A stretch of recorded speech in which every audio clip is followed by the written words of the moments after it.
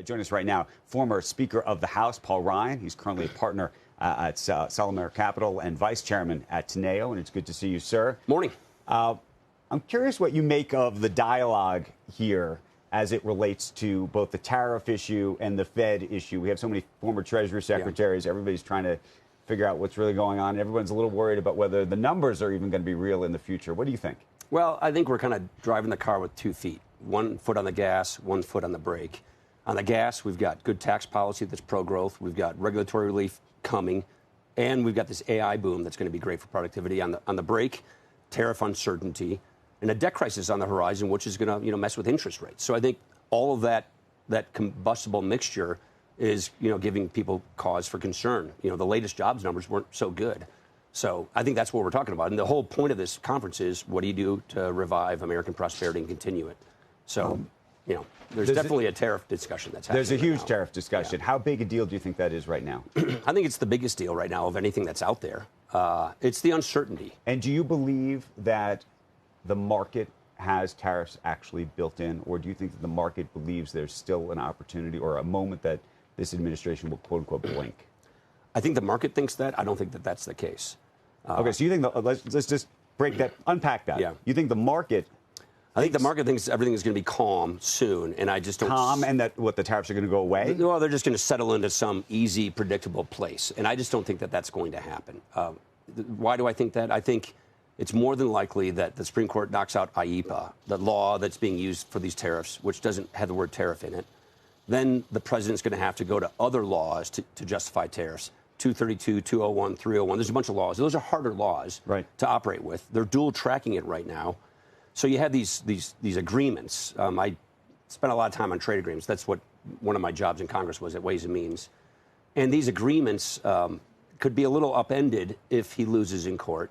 Then he's going to have to revive a tariff. Plus, I think they justify tariffs based on trade deficits. I don't think that's the way to go. But then they threw a tariff on Brazil at 50%, and we have a trade surplus with Brazil. So there's no sort of rationale for this other than, just the president wanting to raise tariffs based upon his whims, his opinions.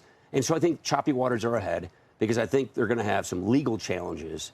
And so I think it's going to be a while before this settles in. I think the market would like to see a predictable tariff policy that's settled in. But do you think long-term there's a permanence to these tariffs? Because the other issue, and it's come up here, which is once you put them in, the revenue becomes part of the budget. I think that's right. Actually, if you remember, Kevin Brady and I were pushing the border adjustment tax before the Tax Cuts and Jobs Act, which now was made permanent. And we always knew we were going to end up with the tax law we have today. But our ideal policy was a border adjustment tax. This actually gets you closer to that. So I do think you're going to see, let's just say, $300 billion of revenue from tariffs. It's going to be pretty hard for the next president to turn that off or walk away from that, because that next president could be just as protectionist. Joe Biden didn't take these tariffs off when he became president.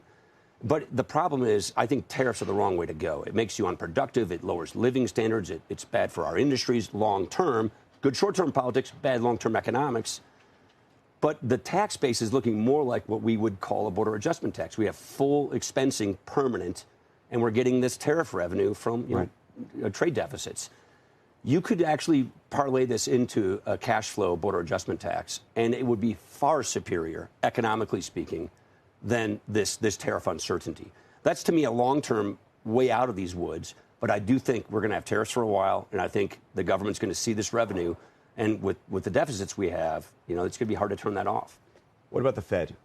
How concerned or are you or not no, about I'm not. I think the Kevins are great. I don't want to put it. I don't want to. Which Kevin do you like? I'm not going to say that because I don't want to hurt either of these people. I think Waller. I think the people that he's considering are qualified people. They'd all be good Fed chairs, and I think I'm not too worried about this. The whole idea that whoever this next Fed chair is has to effectively pledge either loyalty or just the idea that they are going to lower interest rates, right? By the way, the market we should be lowering interest rates. We're going into an interest rate cutting environment. So do you think we're late?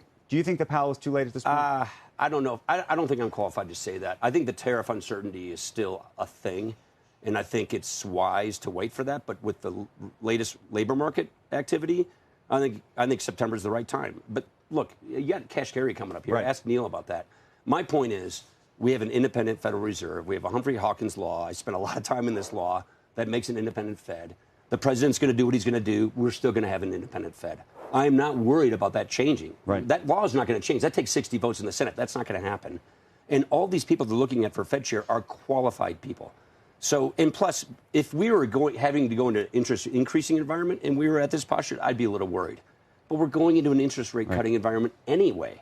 So I'm just not worried about its independence ultimately being threatened. You're a data guy. You like numbers. BLS. You saw that last Friday, and you thought what? It's more than an eye-rolling exercise. I Googled Bill Beach.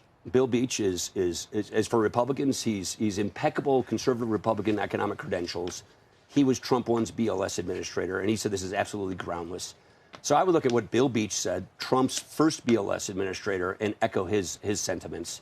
I think the story goes away if they replace her, I forgot her name, with like a legitimate person. If they put a political hack in there, then this is going to be really troubling. But if they put somebody who's qualified in there, the story probably goes away. But yeah, I think it was a norm-breaking episode, and we have a lot of those these days. Are you surprised that there haven't been more people speaking out about that? No, because it's the BLS. I mean, how many of us pay attention to the BLS? I mean, they have to fix their surveys. There's some issues with the way that household survey works, and there's work to be done there.